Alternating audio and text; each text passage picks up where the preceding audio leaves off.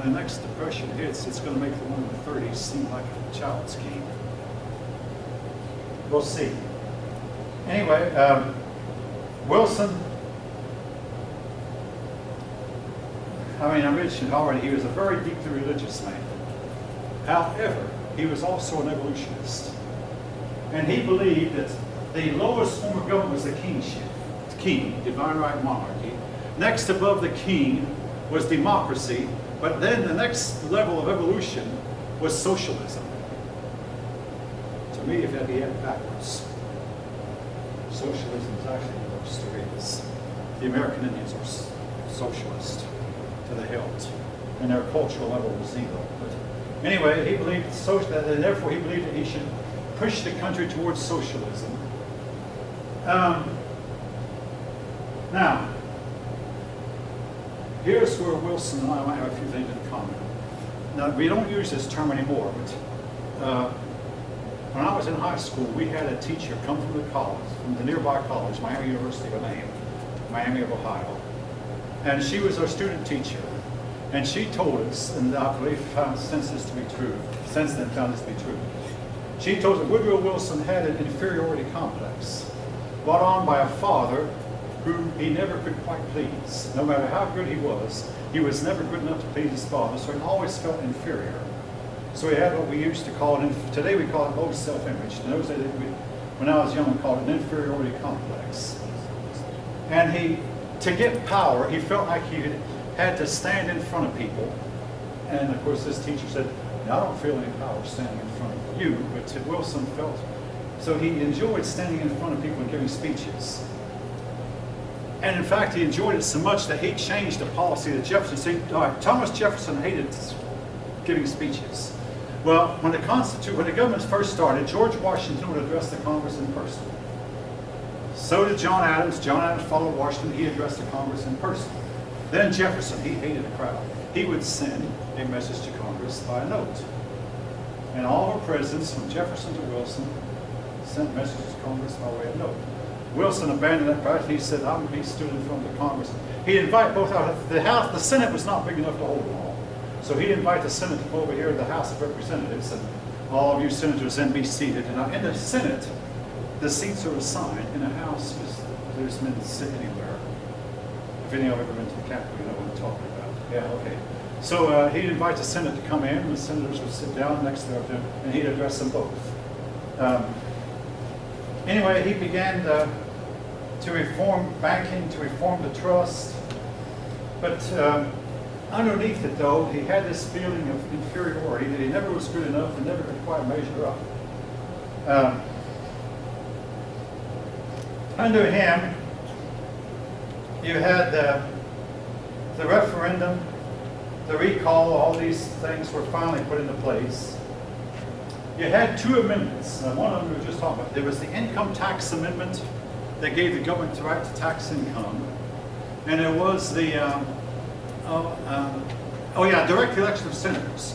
Before this time, the original Constitution said that senators would have to be elected by a vote of the state legislatures. I mentioned that in the case of Lincoln and Douglas. Lincoln might have won the election, but the senators were elected by legislators. Well, they said that from now on, senators are going to be elected by a vote of the people. So, and I mixed up as to which one. One of those was the 16th. The other, I believe the 16th was income tax, and the 17th direct election of senators. You can look that up. Anyway, those two amendments were passed under Wilson's term. So he got together the Federal Reserve System, a lower tariff. Now again, quote this tariff issue. The liberals have tended to control the tariff, and they've tried to convince the world that what we should have is low tariffs, and everybody should have a low tariff. That's what they told us, except for one thing. The United States was expected to have a low tariff, but in the meantime, other countries were allowed to jack the tariff up, particularly jack the tariff up when dealing with American-made goods. And our present President Donald Trump has said that is not fair. If you're going to put a tariff on our goods, we're going to put a tariff on yours. Well, the other comes saying, well, we're going to put one on yours. And yesterday I read an article where they were predicting that there might lead to a big depression. But guess what? the stock market's had its best day in 3 or 4 months. All right, if you can't tell, in this move, I mean, I don't support everything the president does, but this move, I'm kind of leaning towards supporting the president. I mean, hey, the Japanese are trying to keep our automobiles out, and especially our beef, by a high tariff. So we're going to put tariffs on their stuff too. And Europe, they've had a high tariff on our products only. We're going to put it on Europe. But anyway, Wilson got the idea of starting a low tariff. In the meantime, another party was coming into being called the Socialists. The Socialists were to run candidates for some time. The Socialist Party was led by a man named Eugene V. Debs. Again, when I was in high school, we had a really popular cheerleader, a blue-eyed blonde named Debbie, and we teased her about that we have a lot of Debs in our school, one of the girls named Debbie. But anyway, Eugene Debs was the leader of the Socialist Party. And the Socialists would get about 1 million votes every election, but they never carried a state. They put up a candidate for 5 elections. That was about 20 years, 24 or something. And they put up one candidate after, they put up Debs just about every time. And he'd get 1 million votes. It turns out, now with all respect, our country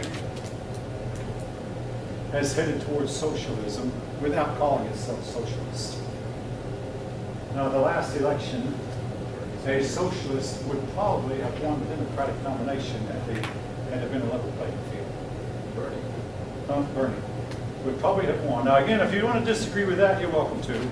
But I think Bernie Sanders would have won, but the Democrats have what they call these super delegates, where their representatives and senators get to be delegates, and they were controlled. If you disagree with that, you're welcome to say so. But everybody I've read thinks so, including Bernie. It's politics. It's politics. Yeah, it's all it is. And the Republicans don't allow that, by the way. The Democrats do. All right, the socialists,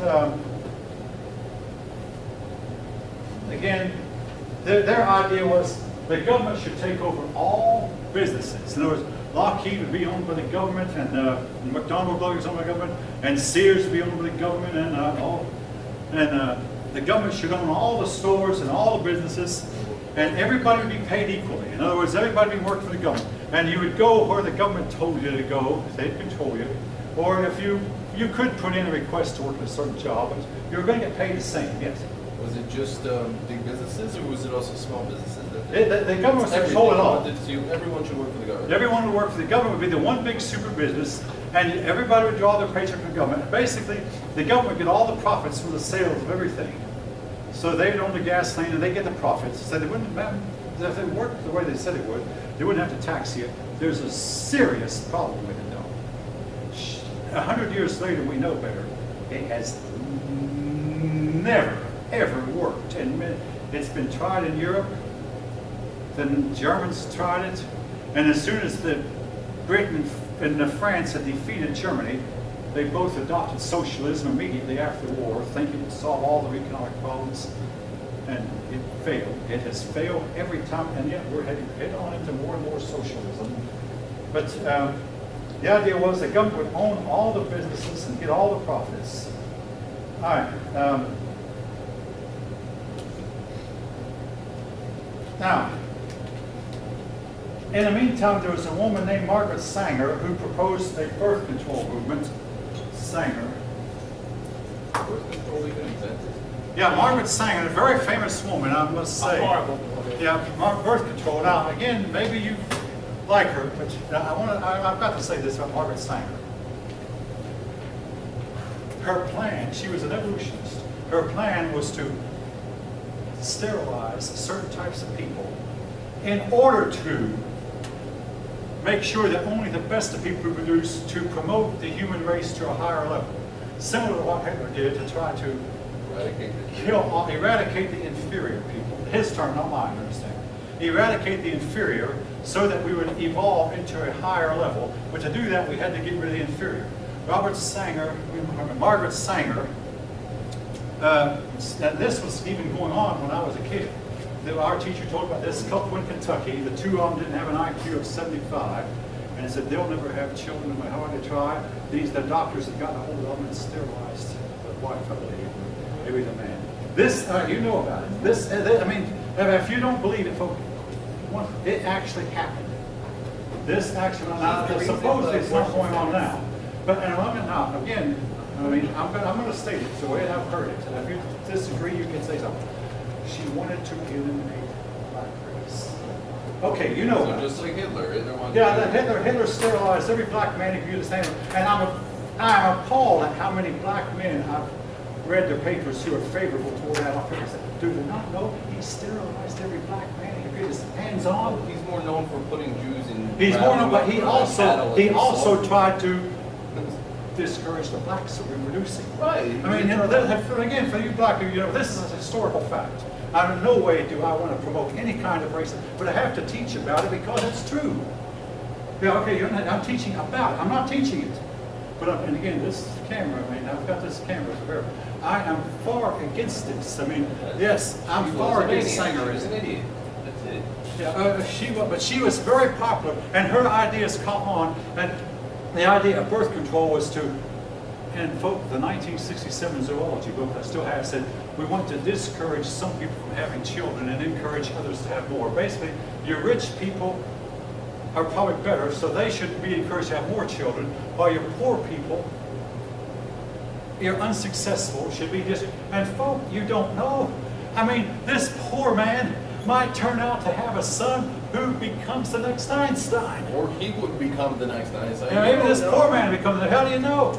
And see, let me tell you something. My own son, my only son said that he believed that if you can't afford to have a child, you should afford a baby. How do you know you're going to be able to afford that baby when you didn't conceive?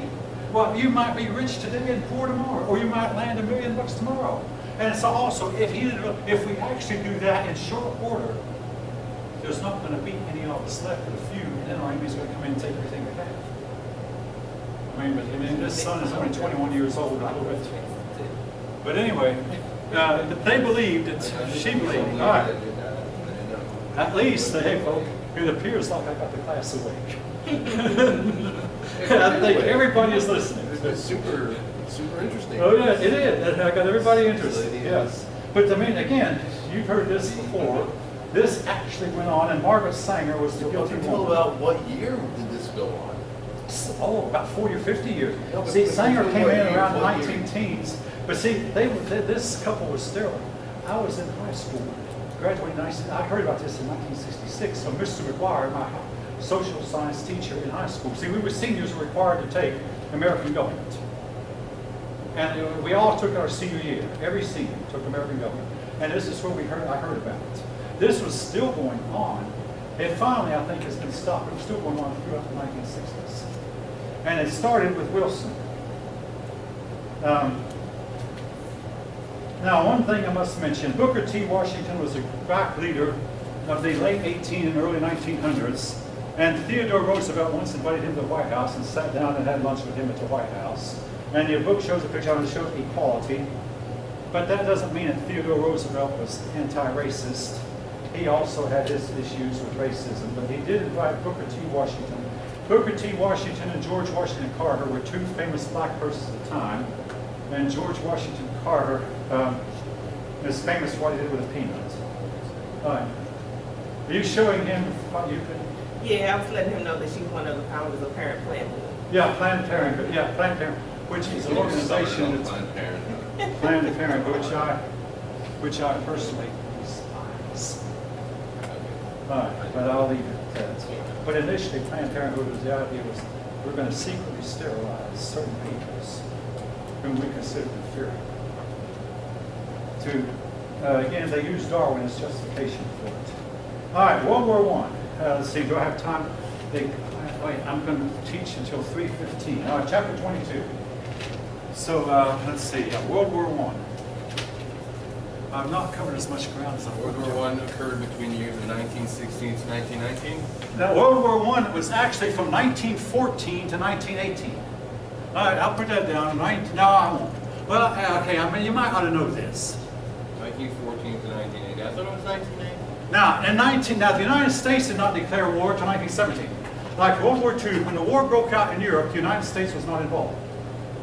They only got involved in 1945. No, that's World War II. And World War II began in 1939. The United States got involved in 1941. World War I in Europe began in 1914. Now, when I was a kid, there were so many World War II veterans around, and so much talk about World War II that I finally asked my mother, "Mom, was there a World War I?" She said, "Oh yes, there was a World War I." It had been before my mom's time. She was born in 1922. But there was a World War I, but the United States did not get as involved. The United States was only involved in World War I in 1918. We declared war in 1917. We could not get our armies and equipment over there until 1918. We got over there in April of 1918. By November of 1918, the war was over. We only lost 50,000 men. In contrast, Britain lost 900,000 men, and the other countries in the war, France, Germany, and Russia, all lost more than 1 million men apiece. I mean, so we did not lose that many. And for us, it was a quick war.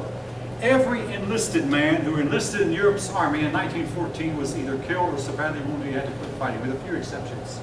The ones who enlisted in 1918 were also all killed. I mean, in 1915. A few who enlisted in 1916 survived, and a bunch of them who enlisted in 1917 also survived. And of course, most who enlisted in 1918 survived.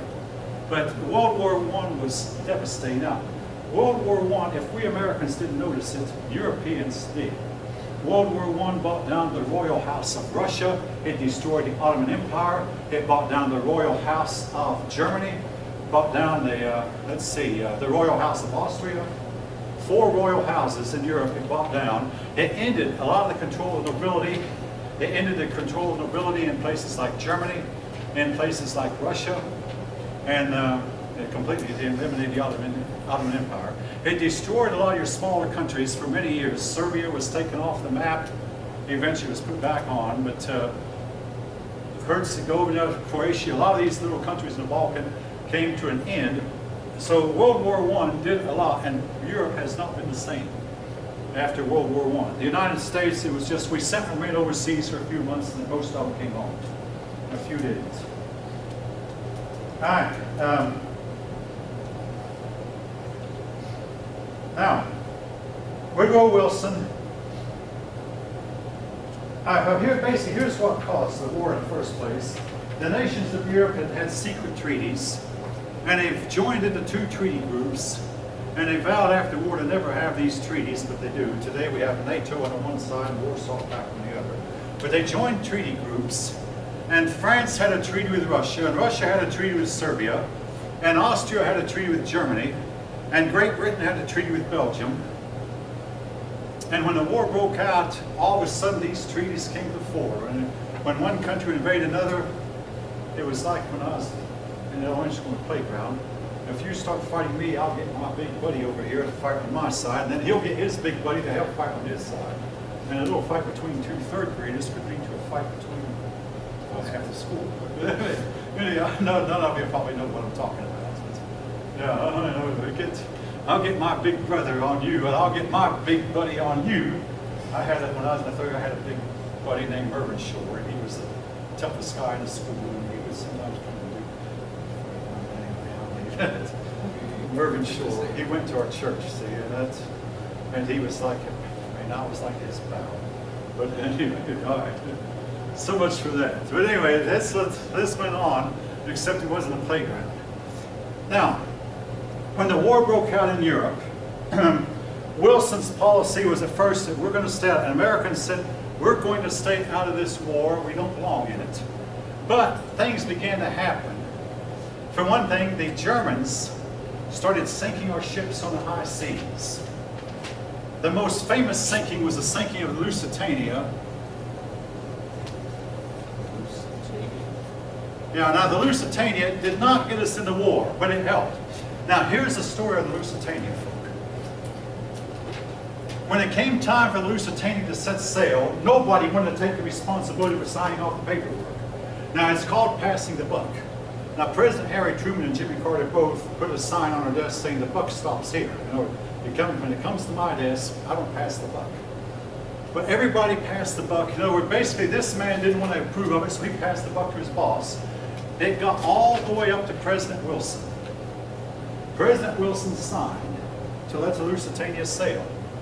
The Lusitania sailed, the Germans blew its bottom out of it, basically, and it sunk. On board were more than 100 Americans. 128. 128 Americans, yeah, the Lusitania. Now, many years later, the Lusitania was found. And the divers wanted to go into the British government and said, no, leave it alone. Here's what we think. Some of us think that the Lusitania was not a passenger ship. It was a passenger ship, but it was carrying a lot of munitions to help the British. And the Germans' intelligence knew about it. Therefore, they sunk it on purpose because it was carrying not passengers, which would have been unlawful to sink. It was carrying munitions, secretly carrying munitions. And to this day, the British does not want that. American pirate does not want that to be found out. That they use these passengers, 1,000 European passengers and more than 100 Americans, as a cover, hoping that the Germans would not sink it. When they sunk the Lusitania, there were no passengers on it, actually. How much? What's that? When they sunk that, were there actual passengers? More than 1,000 of them. More than that. Now my question is, what do you mean that the British government doesn't want the American government to know? No, not the American. The British government does not want it known by us ordinary folk. But we do know, obviously. What do you Well, we now suspect it. Okay, it's like there's rumors of all kinds of rumors that go on underneath, some of which might be true. I mean, that's like the Kennedy assassination rumors. It's like the moonshots rumors of galore. Some of it might be true. In the case of Lusitania, rumor has it that it had munitions, which would mean the Germans were fully justified in sinking it. Instead, we want to make it look like the Germans were the bad guys when actually they were just protecting themselves. Anyway, they sunk the ship in the high seas.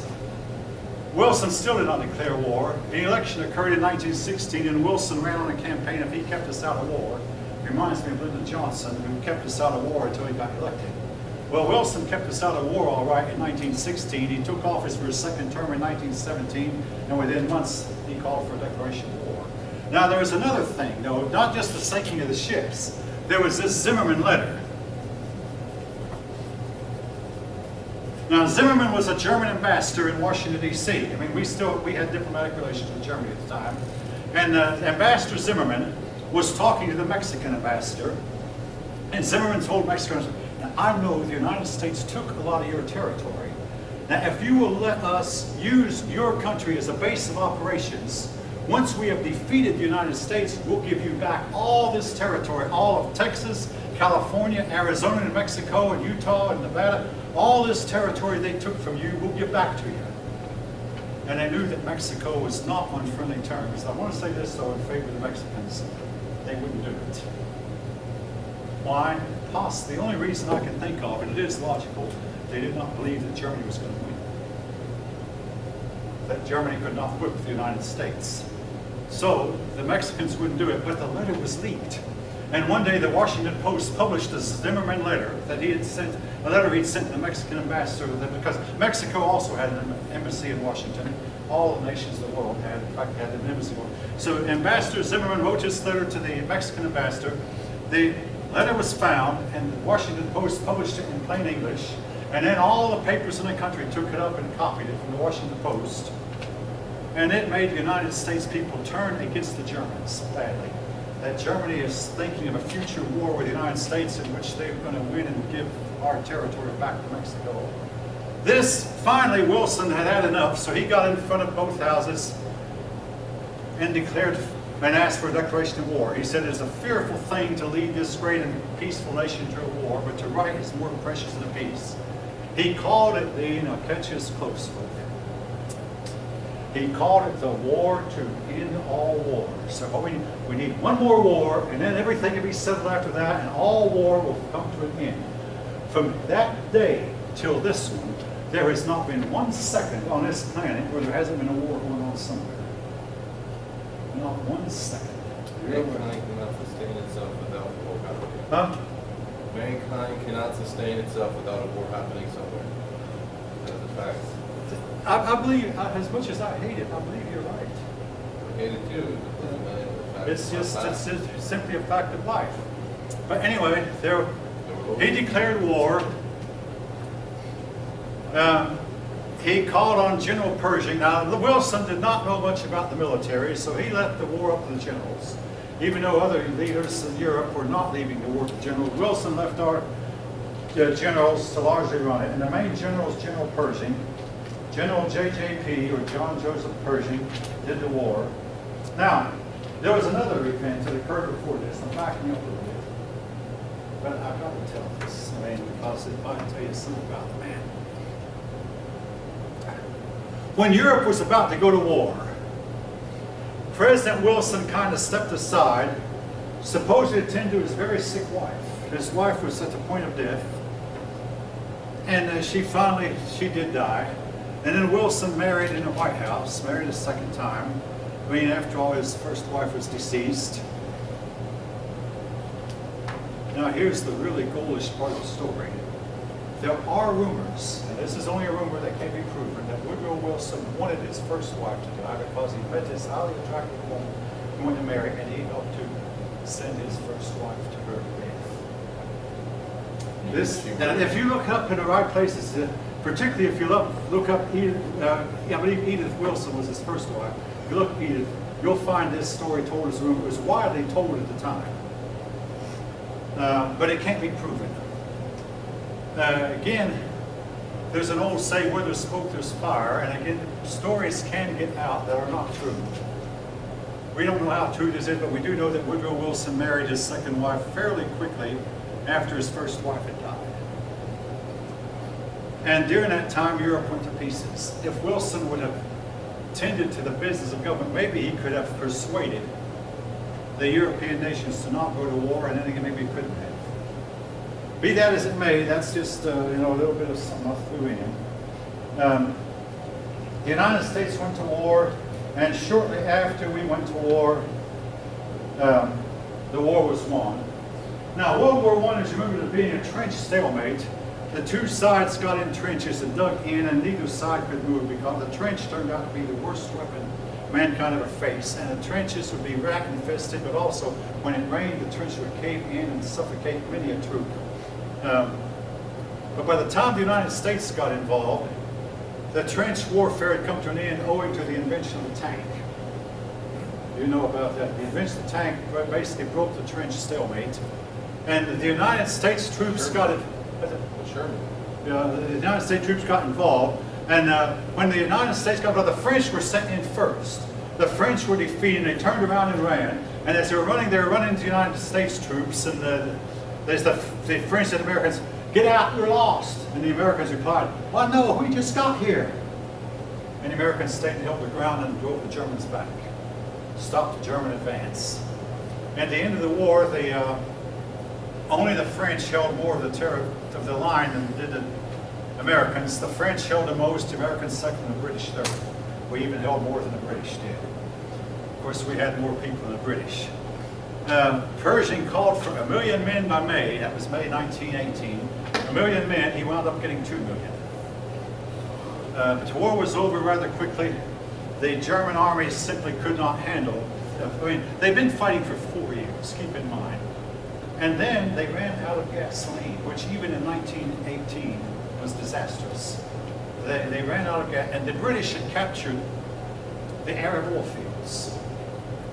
Oil had been found in Arabia and the Middle East in 1905, and a British British man named Lawrence of Arabia went in and persuaded the sheiks to rebel against the Ottoman Empire, which they did. And they broke up the Ottoman Empire. Anyway, the Germans were out of gas, and I could just picture the German high command. They said, "They have 2 million men here already, and we can't handle them. And even if we can handle them, they can send 2 million more." And someone said, "Yes, and they can even send 2 million more after that." Yeah, that's true. And what do we have? We're out of men. We're out of gasoline. We're out of equipment. We're out of we're out of everything. And finally, said, "No, I think we should surrender." I mean, I'm imagining things a little bit, but anyway.